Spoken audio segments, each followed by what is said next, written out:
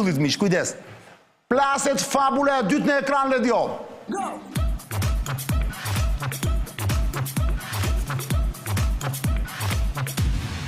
Jo, ik.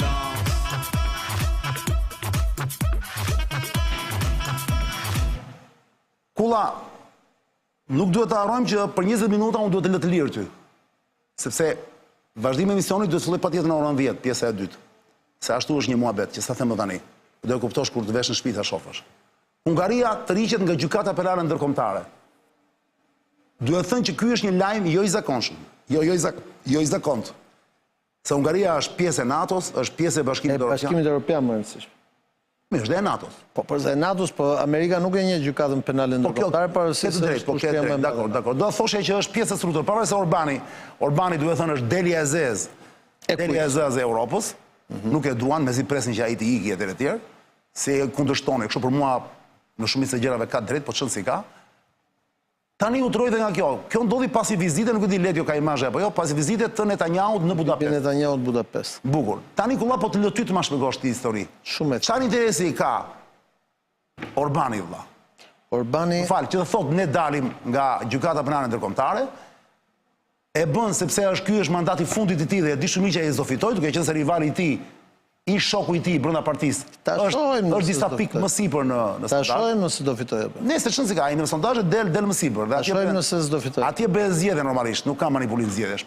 Ta shohim nëse do fitojë apo jo. Baxhari.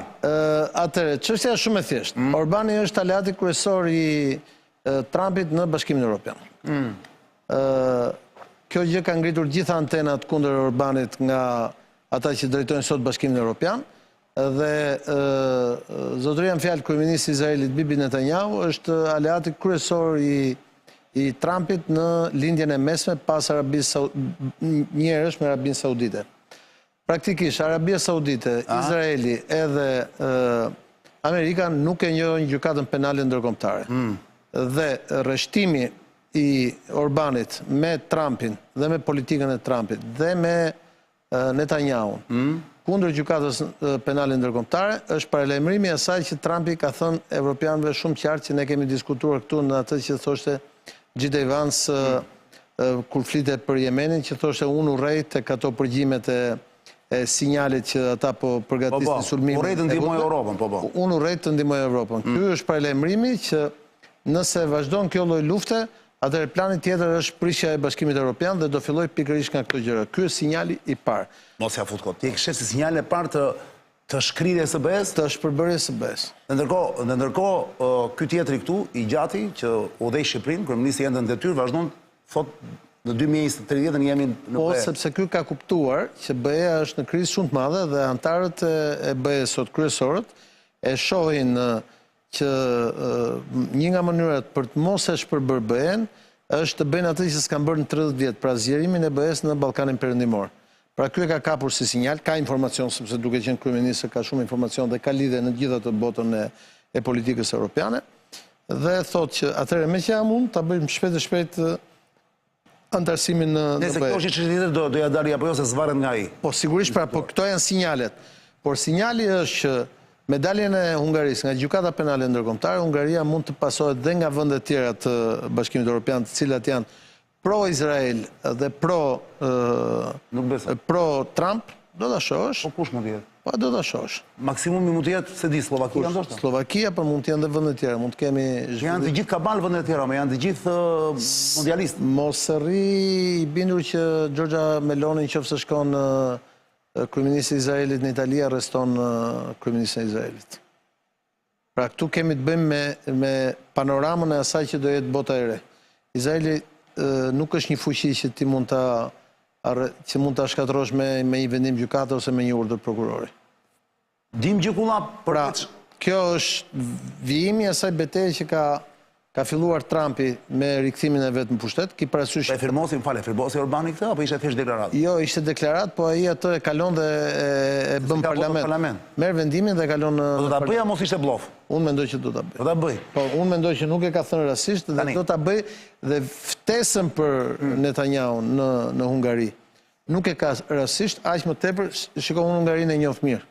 Kam bërë doktoraturën atje dhe e njoh nga brenda shoqërinë hungareze. shoqëria hungareze në luftën e dytë botërore ka qenë shoqëria më antisemite. Bashkë me gjermanët i kanë masakruar hebrejt. Dhe ka qenë pikërisht krahu nacionalist hungarez. Ky krah që përfaqësohet nga Orbani ose nga ai që është në opozitë me Orbanin, por që ka dalë nga partia e Orbanit, pra nga nacionalistët hungarez. Fakti që ata janë rirreshtuar dhe po të shohësh fjalimin e Netanyahu dhe të Orbanit në gjykatën, pra në para medjave, ishte shumë e qartë që nuk kemi të bëjmë me një deklaratë emocionale, po kemi të bëjmë me një mendim të ftohtë politik, duke thënë BE-s, o do rrini ku themi ne dhe do kemi një njësi me politikën amerikane, ose nëse ju do vazhdoni pra një ndarje nga politika Trumpit nga politika amerikane, ne mund të kemi shumë shpejt brenda vitit largimin e disa vendeve nga të BE-s nga. Kjo që sapo theti është një këndvështrim, që është sigurisht këndvështrim geopolitik, parasysh kemi të bëjmë me prishjen e sistemit ndërkombëtar drejtësisë, nuk kemi të bëjmë me gjë. Po një sekond. Ti më the pak më parë që vetë SBA-ja, Shtetet Bashkuara të Amerikës, nuk e njohin gjykatën. As SBA-ja, as Izraeli nuk e njeh, Rusia nuk e njeh, Kina nuk e njeh, India nuk e njeh. Pa e njeh Bashkimi Evropian për të. Po pra, tani, nga Bashkimi Evropian, Orbani, në mos gaboj, është i pari që e bën deklaratën. Po pikërisht pra, po është edhe, nëse të kujtohet, kur Trumpi ishte zgjedhur, po kishte hyrë akoma zyrë, Orbani ishte i pari që shkoi dhe vizitoi në Mar-a-Lago. E di. Pra është njëri shumë i afërt. Po pyetja ime është kjo. Ky është një variant që tregon ti, që është gjeostrategjik. Unë mendoj kështu. Po pra. Ndërkohë ka dhe një këndvështrim tjetër, analistë huaj thonë, që në fakt kjo që po bën Orbani nuk është gjë tjetër veç se një parapërgatitje për interesin e tij personal, sepse ai ka probleme edhe ai me drejtsinë në Hungari. Dhe thotë, ditën që unë do jem president, kryeminist. Kështu më fal, kryeminist, të paktën të heq një nga pengesat. Jo. Ki parasysh Orbani është njeriu që dikur ka qenë mik në fillim fare i ngushtë me George Sorosin dhe pastaj u bërë mik me George Sorosin sepse Sorosi është hebreu hungarez. Ishte vendosur në SBA dhe e përzu George Sorosin dhe gjithë institucionet e George Sorosit nga Amerika. Dhe kjo ka bërë Orbanin të jetë aleati numër 1 i Trumpit në Evropë. Dhe unë mendoj që ne do kemi ato që quhet Aleanca e Konservatorëve, të cilët pikërisht do ta nisin nga kjo gjë. Unë ta kam thënë dhe herë të tjera që në Izrael, pra politika zyrtare e Izraelit që përfaqësohet nga Netanyahu, nga djatha izraelite dhe nga qendra e djathtë izraelite, që është edhe krahu më i fortë në Izrael, ata e urrejnë Sorosin dhe akuzojnë për bashkëpunim me nazistët në luftën e dytë botërore. Qartë. Pra gjëja është shumë e thellë se kaq. Dhe unë mendoj që politika amerikane, pikërisht edhe për shkak sezonit, e pam ç'a ndodhi dje me vendosjen e tarifave taksave të reja në gjithë botën, politika amerikane është shumë e qartë që o do vihen në aleancë duke patur lokomotiv SBA-n, ose pastaj unë mendoj që shumë shpejt ne do kemi një goditje të fortë brenda BE-s dhe BE-ja do ketë probleme të mëdha të mbijetesës së vet politike dhe ekonomike. Pra ti je skeptikull, ti nuk mendon që BE-ja me 450 milion banor, më shumë se sa amerikanët vet, ti mendon që nuk do arrit të mbijetoj dot ndaj dallgës Trump. Kështu siç është e pamundur, sepse ajo që të bën që të mbijetosh është ekonomia. Dhe ti mendon që Europa është në krizë ekonomike në këtë moment? Jo, se mendoj unë, është në fakt, janë fakte. Ti e njeh mirë Francën, ti e njeh Italinë. E di. Sot Europa është në këtë gjendje gjësh, edhe Gjermania ti e pe ça rotacioni pushtetit, domethënë ki parasysh që 20% e Gjermanisë është partia sot politikisht në parlamentin e Gjermanisë është partia naziste. Hitlerit. Pra janë pasardhësit e tyre. Në Itali ke pasardhë. Mos egzagjerojmë. Pasardhësit e tyre. Në Itali ke në qeveri Giorgia Meloni është pasardhës e partisë Mussolinit. 80 vjet në opozitë ka qenë. Çani këtë gjë e di mirë unë. Mirë, po. Është e njoh mirë Itali. Në mënyrë shumë bardhëzi kjo portente. Po jo, çështja është që nuk është kështu. Kanë ardhur në pushtet kështu, kanë ardhur në pushtet ata që para 10 vitesh kanë qenë 1%, 2% vendet e tyre. Po nuk është se janë pasardhës të Hitlerit vetë. Më jo, unë them pasardhës politik më burr.